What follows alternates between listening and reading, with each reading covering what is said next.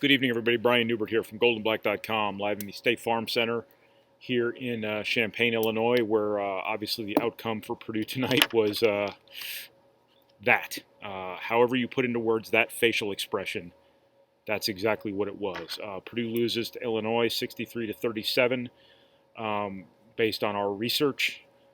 This was the fewest points Purdue has scored in a game since 1949. I don't have to tell you how many decades prior to the advent of the three-point shot that was. I also don't need to tell you about the difference in style of basketball between then and now. I believe this is the lowest field goal percentage in a game for Purdue ever. The prior low being 26% against Michigan State some time ago. Obviously, not Purdue's finest hour here tonight at Illinois, and this will probably not be my finest hour, wrapping it up for our wrap video here from Purdue's 63-37 loss to Illinois. Purdue, you've probably noticed this season at one time or another, has some real limitations offensively. Whatever the reason may be, and there are reasons for it, Purdue has some real limitations from an offensive perspective. When Purdue goes away from Mackey Arena, the home bump you get when you play on your home floor goes away, and Purdue's limitations are laid bare, and it has not been pretty. In two Big Ten road games, if you didn't think Purdue could do a lot worse than the 30% it shot at Nebraska in that hideous loss that will haunt Purdue most likely all season long, Purdue saw your doubt in that, and they raised you a 25% shooting performance against Illinois. Obviously a better opponent than Nebraska, but that's 30% and 25% in two Big Ten road games. And for Purdue to make something meaningful in this season in the context of them wanting to go back to the NCAA tournament, maybe even be there in the final couple weeks of the season vying for a Big Ten title, that seems a long way away tonight, but that was a credible ambition for Purdue coming into this season. It's going to have to win road games. It's going to have to win a bunch of them, and it's going to have to win the right ones. And this was an opportunity for Purdue tonight to show that it's growing, trending, whatever verb you want to use, toward being able to win the games that turned Purdue's season around last season, that being the win at Wisconsin in overtime and the game at Ohio State where they played really well in the first half and then fought like hell at the end after Ohio State made its run and held on to win that game. Those were the wins that made Purdue's season what it was, because had Purdue not won those games, or one or the other, there's no telling how things would have turned out. Those transformed Purdue's season. Those put wind behind their sails, however you want to describe it. Those were the wins, and those were the sorts of wins Purdue needs, it feels like, to go where they want to go this season. And following this game in which Purdue scored 37 points, 3 fewer than Carson Edwards scored 3 years ago by himself here, if I recall correctly. Can't remember if that was 40 or 42. I think it was only 40. 3 more points than Purdue as a team scored here tonight. What was I saying? I can't remember. Purdue just seems further away now than it did this morning from being able to win those sorts of games that turned last season, and Purdue's going to have to win a bunch of, probably from here on out, to do what they want to do this season. At least a few of them to make sure that Purdue can get a spot in the NCAA tournament. Again, no guarantees on that front with this team. This has been a very, very different team. The results have been very different from last season, and comparisons from last season to this one really don't hold a whole lot of water, or whatever liquid you would want to put into comparisons. Point being, comparing this season to last season is getting old, and it's not really valid. It probably never was, but we did it anyway because we always just compare things to the last thing we saw. Last season does remind how quickly things can turn. However, how the very nature of college basketball, college sports in general, things can change very, very quickly. And last season they did, largely because of those road wins I spoke of before. Again, Purdue seems further away from that sort of win than it did this morning. And a lot of it has to do with offense. Purdue has real limitations offensively. That has been the case all season long. They struggle to shoot the basketball away from Mackey Arena. Their guards are pretty limited from the ability, in terms of the ability to go past people, quickness, speed, whatever it may be. The one explosive guy they have who has a physical advantage on the people guarding him is inexplicably really, really struggling at the basket. Nojel Eastern was one of the few guys in this game who affected this game for the better. Ayo Dosunmu, who's a pro, and he's an NBA guard, mostly against, or largely against Nojel Eastern, goes 3 of 11 for 6 points. Nojel Eastern is your leading rebounder, I believe. He's one of the few guys who scored more than a half a dozen points, or a half dozen or more. He did some positive things, but he's 2 for 10 from the floor. He has golden opportunities at the basket. Right as Illinois goes on a run after Purdue gets within 9, same slippery slope as Purdue had at Nebraska, where they're within striking distance at the end, and all of a sudden they're on the business end of a decisive landslide of a run, and that's exactly what happened here. Had Nojel Eastern made a couple of those layups, that run might not have happened. Purdue doesn't win this game, but that might be the difference between losing by what they lost by and maybe losing by 10. It's the difference between shooting 25% and setting a new historic low for Purdue and maybe shooting 30%. Really, it's cosmetic, most likely. Purdue probably, when they're down 9, even if they do some positive things there offensively, probably still not going to win this game. But they've got to capitalize on their opportunities at the rim. That has been an issue all season long for virtually everyone on this team.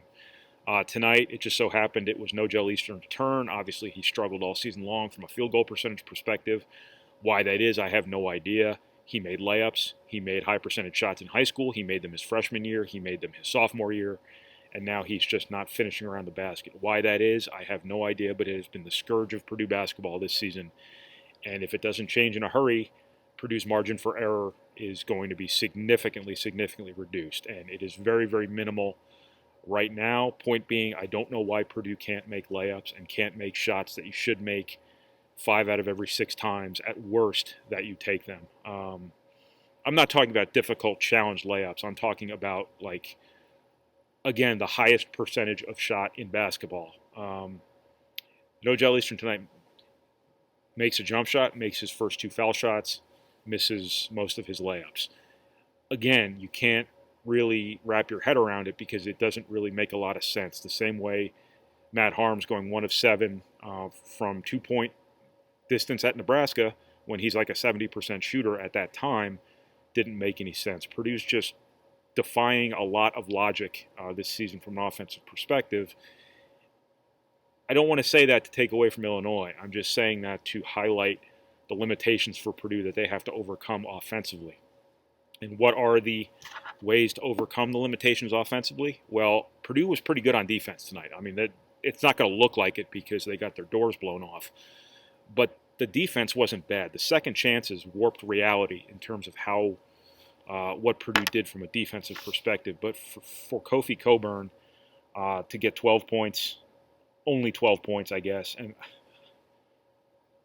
Ayo Dosunmu to only get a half dozen in 27 minutes, that's pretty good. And for Illinois to,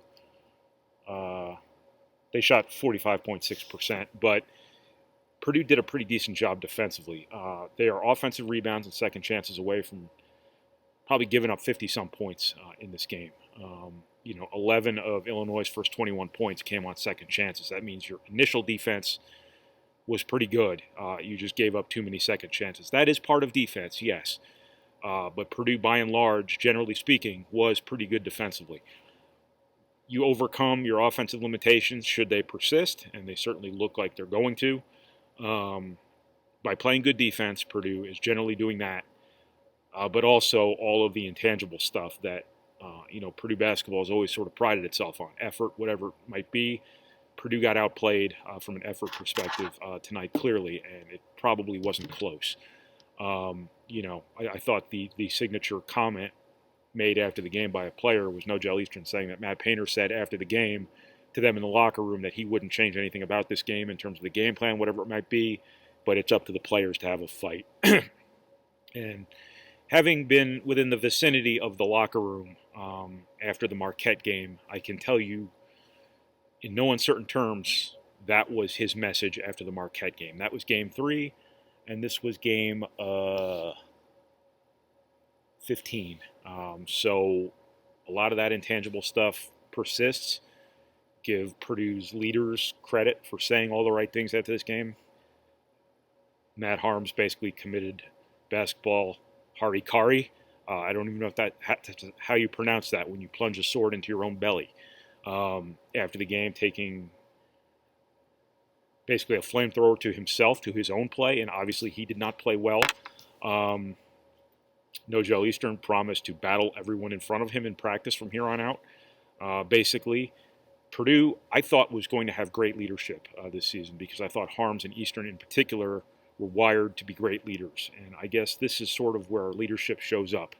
Purdue talks about not being ready to play tonight, and the results certainly back up that claim. What do you do about it now? Why did it happen? But when you can't do anything about why it happened, what do you do about it now? So I guess Purdue kind of finds out.